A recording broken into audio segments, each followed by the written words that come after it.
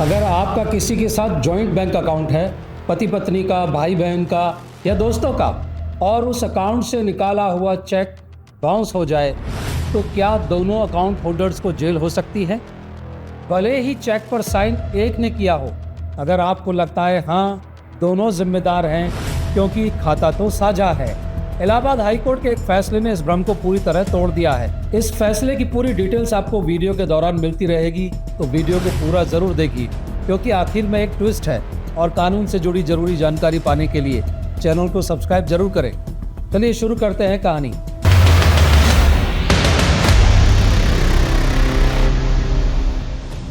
साल था 2004, दिसंबर का महीना, जगह गाजियाबाद। एक शख्स थे जितेंद्र, उनकी दोस्ती थी मनोज से। दोनों के बीच रिश्ते अच्छे थे, इतने अच्छे कि जब मनोज को बिजनेस के लिए पैसों की जरूरत पड़ी तो जितेंद्र ने बिना सोचे 2 बार उनकी मदद कर दी। पहले दिए 3 लाख रुपए, फिर दिए 5 लाख रुपए, यानी कुल मिलाकर 8 लाख रुपए। शर्त ये थी 2 महीने में पैसा वापस आ जाएगा, वरना 18% सालाना ब्याज मिलेगा। लेकिन 2 महीने बीते, पैसा वापस नहीं आया। बार बार मांगने पर मनोज ने अप्रैल 2006 में 2 चेक दिए, एक 3 लाख का, एक 5 लाख का। जितेंद्र खुश हुआ, चलो अब पैसा वापस मिल जाएगा।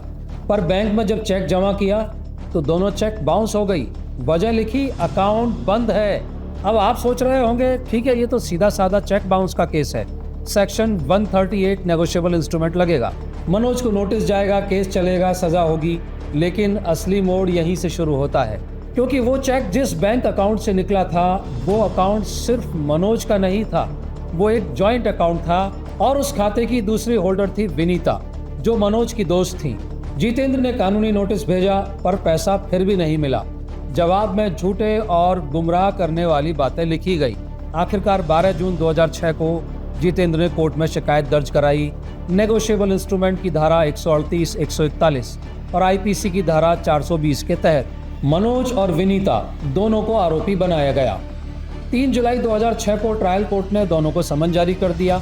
अब विनीता हैरान थी, मैंने तो चेक साइन ही नहीं किया, फिर मुझे समन क्यों?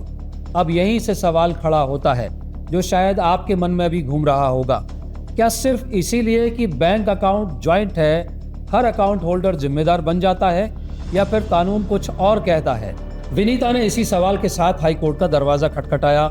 सेक्शन 482 सीआरपीसी के तहत समन आदेश को रद्द करने के लिए कोर्ट में उनके वकील ने दलील दी, चेक पर सिर्फ मनोज के साइन हैं, विनीता के नहीं। इसीलिए सेक्शन 138 का अपराध उन पर लागू नहीं होता।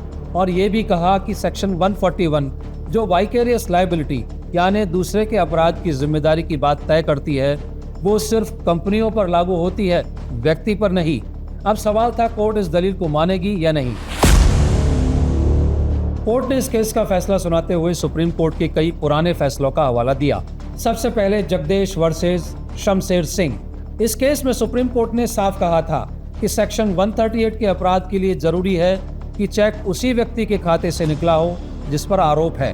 फिर अपन्ना वर्सेस स्टेट डेवलपर्स, जिसमें सुप्रीम कोर्ट ने कहा, अगर चेक जॉइंट खाते से निकला है तो सिर्फ वही खाता धारक जिम्मेदार होगा जिसने चेक पर सिग्नेचर किए हों। बाकी अकाउंट होल्डर्स को सिर्फ इसलिए आरोपी नहीं बनाया जा सकता कि उनका नाम खाते में जुड़ा है। फिर आया अलका वर्सेस अमर श्याम प्रसाद केस, जिसमें फिर यही सिद्धांत दोहराया गया था, 2 निजी व्यक्तियों को एसोसिएशन ऑफ इंडिविजुअल्स नहीं माना जा सकता, इसलिए सेक्शन 141 उन पर लागू नहीं होगी। और सबसे लेटेस्ट विजय कुमार वर्सेस परेश मन्ना, इसमें सुप्रीम कोर्ट ने फिर दोहराया, सेक्शन 138 के तहत सिर्फ चेक का ड्रॉअर यानी जिसने साइन किया वही जिम्मेदार होता है। इन सारे फैसलों को देखते हुए इलाहाबाद हाईकोर्ट ने कहा, चूंकि विनीता ने चेक साइन नहीं किए थे और शिकायत में उनके खिलाफ कोई ठोस आरोप नहीं था, सिर्फ इतना कहा गया था कि वो संयुक्त रूप से कर चुकाने की जिम्मेदार हैं, इसलिए उनके खिलाफ सेक्शन 138 का मुकदमा नहीं चल सकता। कोर्ट ने 6 मई 2026 को विनीता के खिलाफ चल रही पूरी कार्रवाई रद्द कर दी। और साथ ही कोर्ट ने यह भी कहा कि मनोज के खिलाफ केस चलता रहेगा, क्योंकि चेक पर साइन उन्हीं के थे।